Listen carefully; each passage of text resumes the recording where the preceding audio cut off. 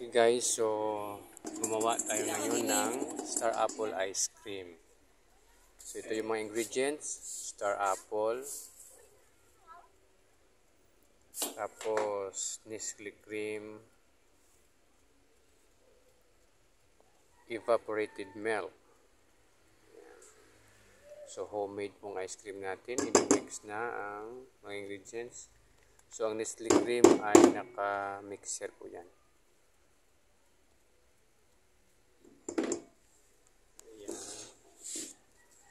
So paghalu-haluin ng mga ingredients, ilagay ang evap, mikos-mikos,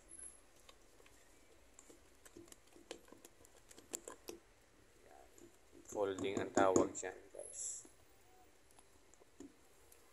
Tapos itong star apple, wala na yung mga buto. So dalawang kulay, merong puti, merong violet.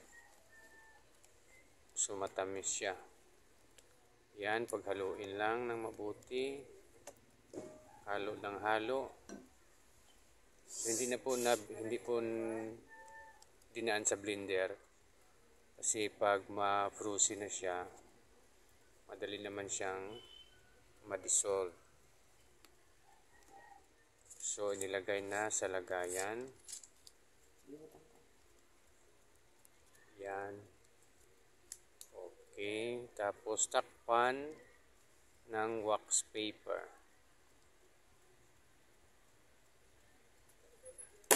Parang totoong ice cream yan na mabibili sa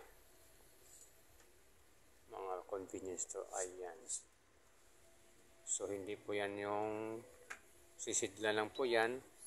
Hindi po yan yung brand ng ice cream natin. Homemade po ang ice cream na star apple. After one day, ito na po. Patitikman natin ang star apple ice cream. Wow, ang sarap. Smells like marang. It's star apple. So ang taga-team ay si Splendid. Saisariat Black. I'm trying to find the sauce. So frozen na frozen. Yan, makikita natin guys yung kulay. It tastes like marang. It smells a bit of marang. So matigas na matigas. It tastes just like Parang ice cream nga talaga na galing sa planta. Yan. yeah. It tastes a bit like marang. Sige, patikim na. I like it. But it's kind of a star apple version. Yes, wow, this star apple. Yeah. Look at the color. It tastes just like marang. Sabi mo, the green star apple and the purple. It tastes just like marang, daw. literally. Try it. It's good. So yan po ang paggawa ng This really star like apple marang. ice cream. Sana magustuhan nyo at gumawa din kayo para sa inyo.